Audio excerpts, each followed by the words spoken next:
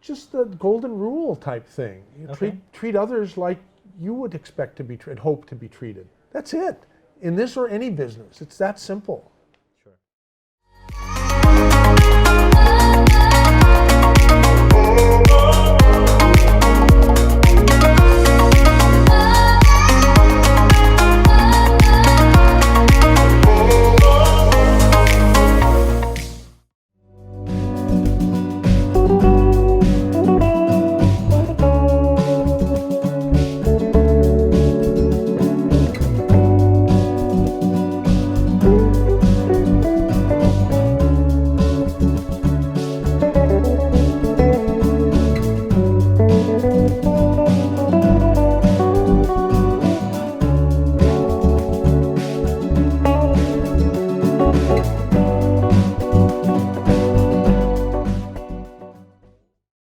Hi guys, Brad Verma here. I'm so excited today to have a very special guest at the radio station that my friend owns. His name is Michael Zwirling, and this is his little baby. The radio station is called KSCO AM 1080, and I would love to know the story behind this radio station and behind this legendary man. I have gotten to know him a little bit about his prior ventures that he's been involved with. But I want you to know live from him himself about the radio station, about his ventures that he's been involved with. It's just amazing what all things he's done. He started his career way back, I think in his early 20s, right? So way before that. Way before that. So, so without further ado, I'd like to invite Michael and get to know his story. Thank you so much for being on the show, Michael. Thank you for saying kind things about me. Hardly anybody ever does. Many years ago when I was a youngster, I wanted to be a disc jockey. Okay. Because I thought it was really cool, radio. I thought I'm a radio guy. I mean, and I used to fall asleep with the radio and actually stay up all night listening to the radio and switching all over the place. And when my father, who was an optometrist, who was brokenhearted that I didn't seem to be interested to follow in his footsteps and take over his optometry practice, which was very successful here in Santa Cruz. Right. I said, he would ridicule me. He said, "You want to be a disc jockey? Are you crazy?" I said, "What's wrong with that? You get paid for playing records and having fun. Getting paid for having fun. Most people hate their jobs." And he said, "Well, if you have to be on the radio, own the damn radio station." So I must have been 10 years old when he said that to me, and that's what got me thinking that someday I'd love to own a radio station. Wow. Now, many years later, when I was in high school, maybe 14, 15 years old, I got an opportunity to host Santa Cruz High School on the air on this actual radio station, KSCO Santa Cruz.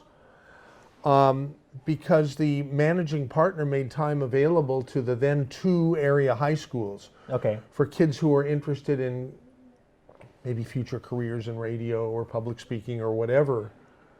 And so I was a nerdy kid. I mean, the last person anybody would choose to be on their athletic team, right? I mean, and it scarred me for life. But at least I had the radio to run to and take comfort, right? So you started way back when you were 15, 16 to really kind of start thinking about this. Yeah, even before that. Even before that. Yeah. So wow. I always wanted to be on the radio. And when I was in 7th grade, my mother turned me on to talk radio, which was pretty much pioneered in San Francisco on a big station called KGO. It's still on the air.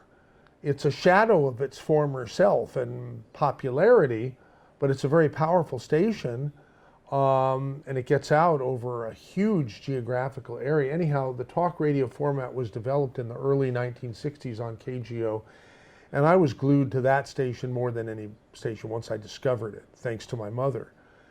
And they would do talk shows on every topic you can think of, mostly politics, but on anything. And I thought that Santa Cruz could use its own talk radio station like KGO San Francisco. Because in the mid-60s, 1965, the University of California, Santa Cruz opened a new campus right here in Santa Cruz. And we knew that the town was going to be changing. They were going to be undergoing tremendous changes, and there were going to be a lot of things to talk about. And so I thought it would be wonderful for KSCO, which was an old fogey music station for people, you know, retirees to listen to. Santa Cruz back then was the poor man's place to retire. Monterey, Carmel, Pebble Beach was the rich man's place to retire. So KSCO Santa Cruz programmed to those older people with like Montavani music and stuff like that. Nothing, you know, there would be no rock and roll like for teenagers or anything like that. So I and my friends didn't listen to KSCO. It was an old person's show. But because it was the only radio station in town and it was made available to the high school for people who were interested in future careers in radio, I grabbed at the opportunity. And for a half hour once a week on Wednesday nights, we did Santa Cruz High School on the air on this station, KSCO, in this very room. That is amazing. Yeah, and on January 4th, 1967, I and my buddies from the high school radio show thought that we had just finished the best show we'd ever done on KSCO. And Mr. Berlin, the managing partner, came storming into the room and said, "Zwirling, you're through." What? What? I don't understand. You don't make a fart noise on KSCO and you know, insult the audience. It wasn't a fart noise, it was a raspberry sound, which I guess he considered a fart noise. Anyhow, that was the first end of my budding radio career. Okay. Years later, when I had grown a beard and gone to UC Santa Cruz, I was always interested in local politics. And I went down to the basement of the Santa Cruz, you know, government center, where the radio and TV people, press people would gather to get the returns from the elections. And Mr. Berlin was there, and he looked at me. It's like I had changed, you know, physically. So it didn't surprise me that he didn't recognize me. He said, and I thought he might, but when he said, "Now, I don't know how long you've lived here," and I said, "Mr. Berlin, you don't recognize me. I'm Michael Zwirling." "Oh my God, turn me on." And he told the people back here at the station, he was on remote in the basement at the government center, turn on the radio. "We want to welcome back an old friend to KSCO, Michael Zwirling from the high school radio show 6 or 7 years ago." And wow, I mean, he went from my most hated person status because he deprived me of my radio show to someone who he said was a friend. And we were friends ever since. He was very happy when I ended up buying this station, probably, I don't know, 15 years after that. Got it. 15, from the people that he sold it to, who were very nice people, but they didn't understand Santa Cruz. Santa Cruz is a different sort of place, as I'm sure you know. Yes, absolutely. Business formulas that work well elsewhere in radio in the country don't work at all here. You got to sort of be different. You got to go with the flow, and you got to be like the Santa Cruz, you know, hang loose, laid back people. Right. So this is really interesting, you know, the history of the station and how you got to get the station, and you know, you've owned the station for so many years now. Tell us a little bit about what are the kind of people that you like to bring on the show, you know. There's no limit. And in Santa Cruz, there are more. Or any famous people that you've brought on the show? Oh, lots of famous people have shown up here over the years. I mean, Sonny, I saw a video of us interviewing Sonny Bono back when he was mayor of Palm Springs. Wow. Of course, he moved to heaven due to a skiing accident in 1998. Lots of people here. I mean, I don't know. They don't. The Alzheimer's is kicking in. It gets worse a little worse every day. So, yeah, but I do remember Sonny Bono. I do remember Sonny Bono, and there were a lot of other people who. Rosa Parks was here. Wow. One day, yeah, in the early '90s, You can ask our other people. Yeah, no, that's okay. No, I just But what I had given up the dream of owning this place. But the day Mr. Berlin kicked me out the first time, I was kicked out 3 or 4 other times subsequent to that.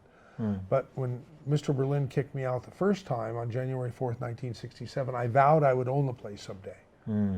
Because I knew right then that I didn't want to be kicked out of this great radio station. Yeah. And the only way to not be kicked out, for sure, is to own it. And I was flashing back on what my father said. If you have to be a disc jockey, you got to be on radio. Own the damn station. You know? Yeah. So that's when I really started, setting my sights on owning the place. But in the mid '80s, when Mr. Berlin and his partners sold it, it went for several $1 million. And I figured, oh, there goes that dream. It's just, it's gone way out of my price range ever. No matter how rich I get, I figured. But things happen for a reason, and things don't happen for a reason. And in 1990, I had heard that this station, who had been sold to another group of characters, but they didn't understand this. They were very successful broadcasters who owned probably 10 or 20 other stations around the country. They bought KSCO, and this was going to be their crown jewel, because they saw so much potential, so much upside potential here.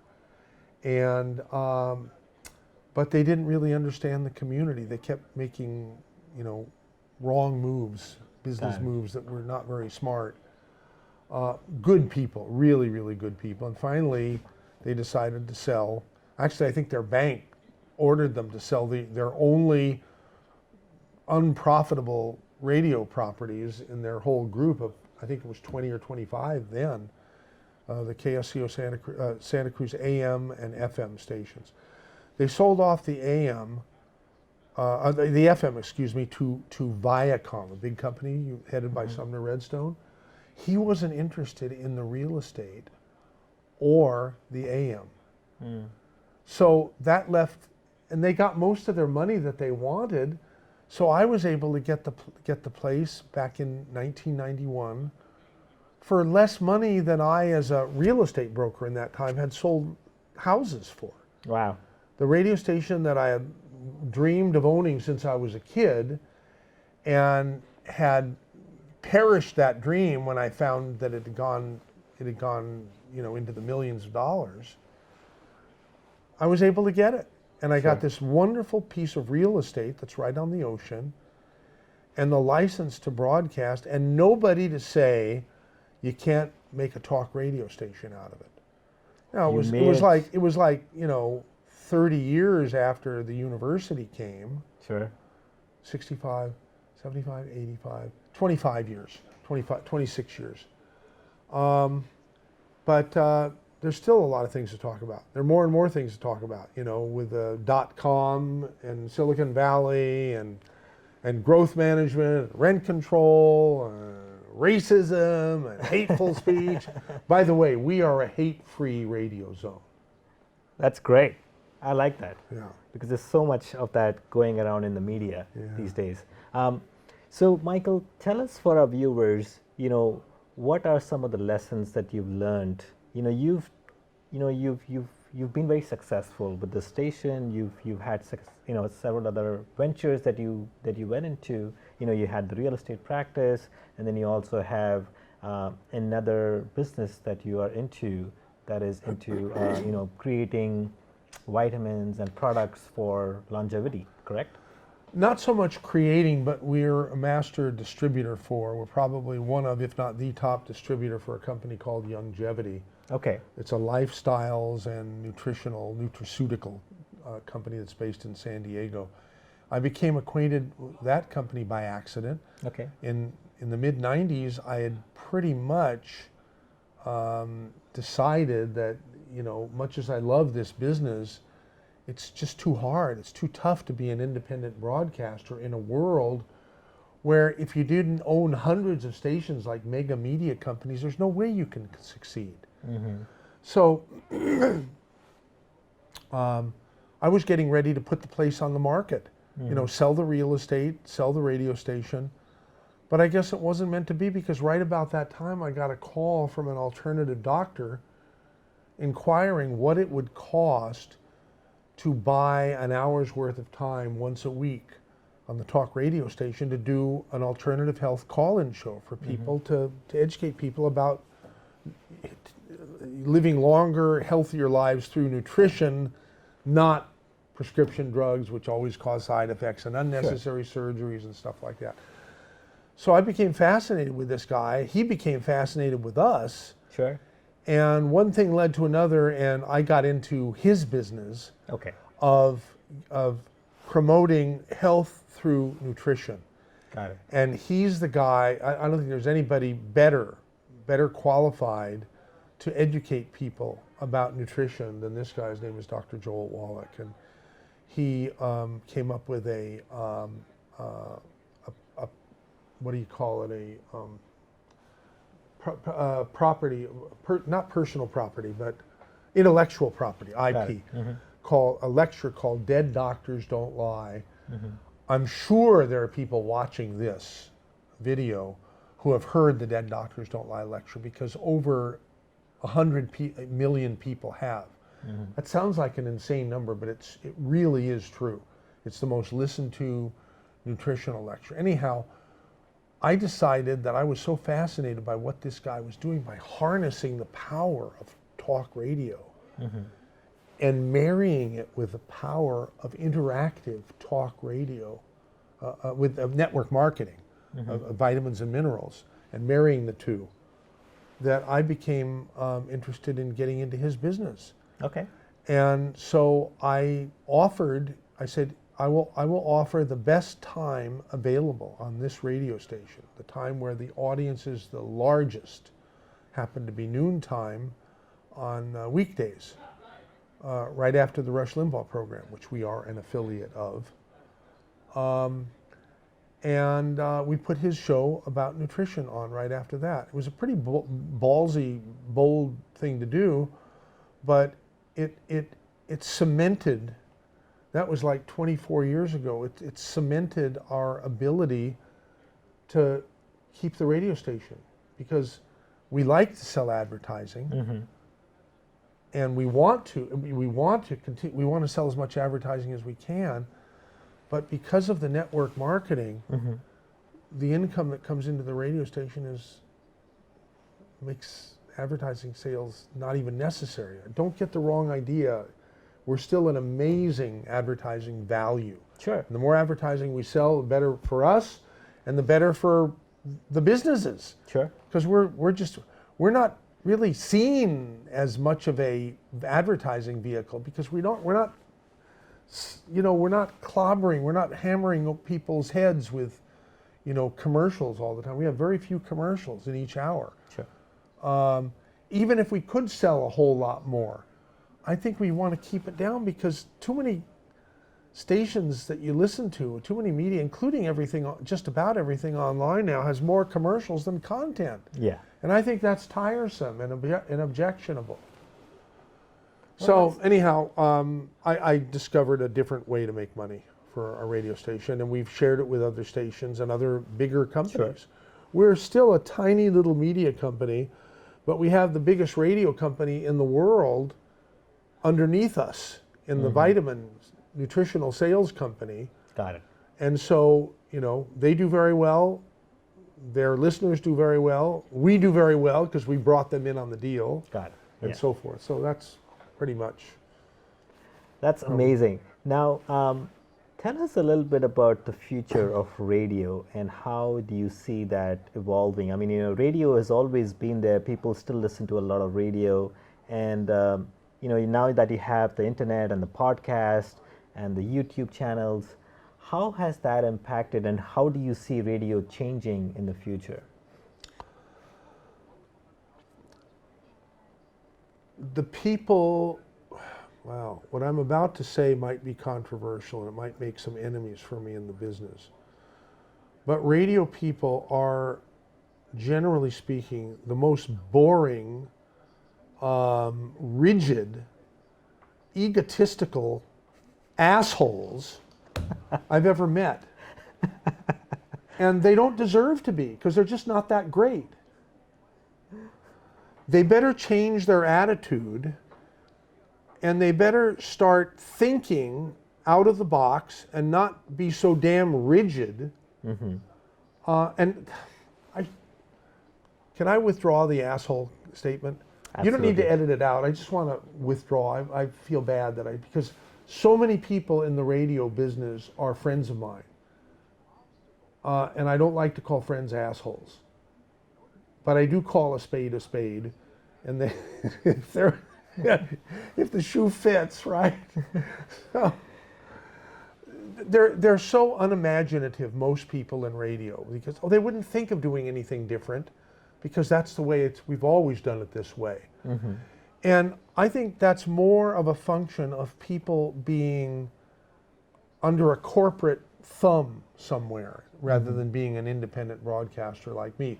The trouble with most independent broadcasters is that they haven't been fortunate enough to find a better mousetrap than selling 30 and 60-second spots when it's almost impossible to compete with Google and click-through advertising, with digital these days. Right.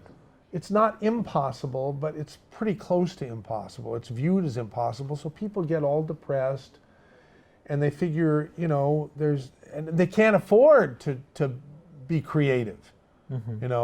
We can, because we don't depend exclusively on advertising revenue for our station. And if you come here and visit the radio station, you will see a bunch of happy people. You won't see people, you've already witnessed it yourself. Richard has too, the videographer. People are happy. They're excited to come to work here because we have the same job description for everybody, regardless of what their job is. Have fun. Don't get me fined by the FCC, and don't get me sued by a listener for slander or something. That's the entire job description for everybody here. So they're not under pressure to do anything except their best to put out good programming. And we're very, very proud to be one of the only stations in the United States that produces most of its own content. We only have 2 syndicated programs. Most talk radio stations are 100% syndicated. Very few of them even have their own morning show. Some of them do, but most of them don't. Most of them just take feeds from mega media companies and retransmit them, and if they can sell some advertising in the slots they leave, so be it, good. But with us, we take advantage of the fact that there are more characters per square inch in Santa Cruz, California, our city of license. Even though we get out over a third of the state in the daytime with our on-air signal, and of course worldwide through our apps on KSCO.com and through the App Store for free. We take advantage of that. And so people can buy radio programs to build their practice. So we have like an Ask the Vet About Your Pet, real estate show, a money management show. We have programs on just about every topic you can think of. But the highest rated programs, the programs with the highest audience on this station tend to be political shows. Got it. No, absolutely. No, did I answer your question? You did. You did. I really, I do feel like radio is always going to be there for people. It will be, especially if the radio stations can somehow find a way to serve their local communities. And that's what we can afford, thank God, to do. Because what the YouTubers and what a lot of the TV shows and what you see on the internet is not necessarily as pertinent to you locally as the radio stations will be. The radio stations have the ability to get somebody super local, to talk to them, to be able to get questions immediately and to answer those questions, and you have the opportunity to do that, with radio. It's very hard to do that with YouTube. It's very expensive to do it because you need people, you need personnel. And no one's getting rich around here for sure, but they love their jobs, Yeah. and I love having an organization where the people love to work here Sure. because it shows, Yeah. you know. No, absolutely. I believe that if radio stations can somehow find a way to serve their communities like we have, radio will be just fine. Yeah. So, one last question that I always like to ask my the people that I interview is, tell us your secret to success. What do you think are some of the core principles, or practices, or rituals that you think have helped you achieve success? I mean, you've done really well for yourself, Michael. I mean, you own several properties. You own this radio station, and you have a happy life. So tell us a little bit about what other people can learn Treat from. people with respect all the time. That was the hardest thing for me to learn, not because I'm inherently a cloddish person. I don't think I am. I think I'm inherently a kind person. I was brought up that way.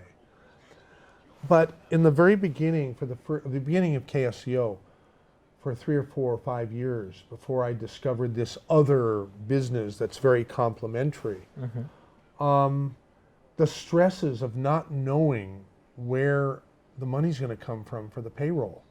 Because I'll slit my throat before I'll take someone's labor and not pay them, Right. and say, well, I didn't get paid, or point to somebody else.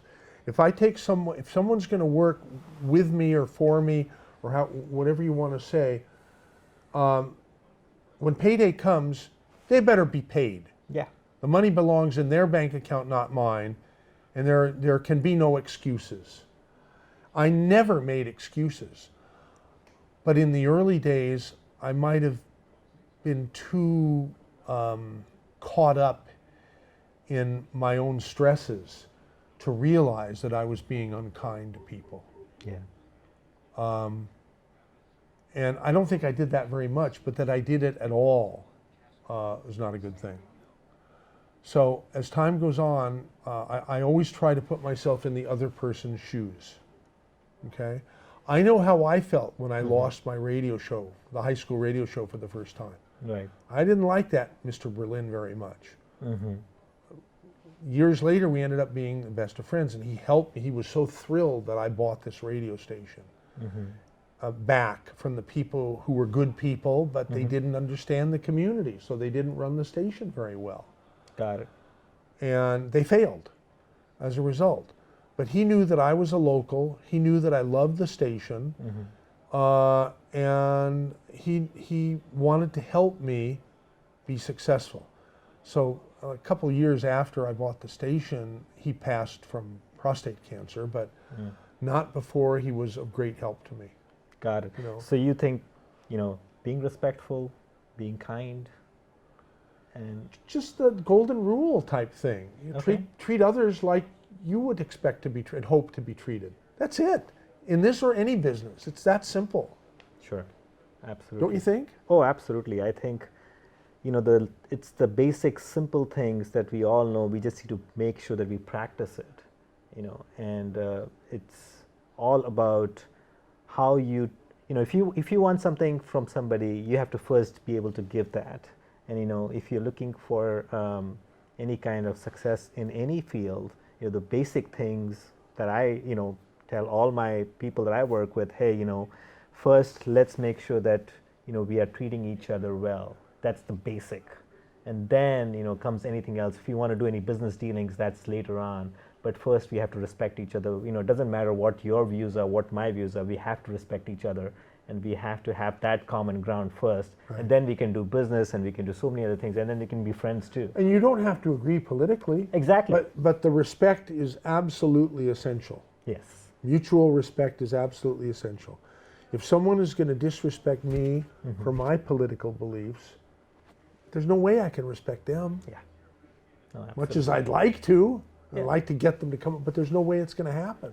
Yeah. Whether it's political, religious, whatever those beliefs are that person holds, right? I mean, you got to respect that for that. You can differ in your opinions, but you can still respect that. Right. Right. No, absolutely. Well, this has been a great honor and a pleasure for me to have you on the show, and I'm so excited and Thank you, thrilled. Brad. Yeah, to have you on the show, and then also, I'm looking forward to hopefully, someday maybe we can, do some business together. I love the That'd be properties. great. I love I'm the respectful. You're respectful. Maybe it's in the cards, right? Yeah, Michael owns some really beautiful properties. He has a great condo in San Francisco, which is available for sale if any one of you guys are looking to buy the most beautiful, amazing condo, which is right on the water. You can get great views to the Golden Gate Bridge and Pier 39, and you can watch the fireworks and the Blue Angels fly right over the building. So it is a corner unit, and if you're interested in this gorgeous 2-bedroom, 2-bath, condo, please let us know. You can either reach out to me or Michael, and we'd love to give you more details about that. And then he also has another property in Santa Cruz, which is a gorgeous 5-acre property with a beautiful house overlooking the ocean. So that's another property that he's looking to sell. So, a lot of fun, exciting projects. Yeah. Anything you'd like to add to those properties? To the properties? Yeah. They're really cool places, but you get to a point, or at least I've gotten to a point in my life that I sort of want to throttle back a little bit. Okay. Much as I love properties, I'm trying to break. I have an addiction. Mm-hmm. It's not to alcohol, it's not to drugs, it's to really cool real estate, pride of ownership type properties. And it's enough already, because properties really own you more than you own them. Yeah. And so it's time to let someone else have the joys of owning, some of these properties. So great. Well, thank you again for your time, Michael. It's been a pleasure, and thank you, Brad. Thank you again for listening, and we'll be back again soon.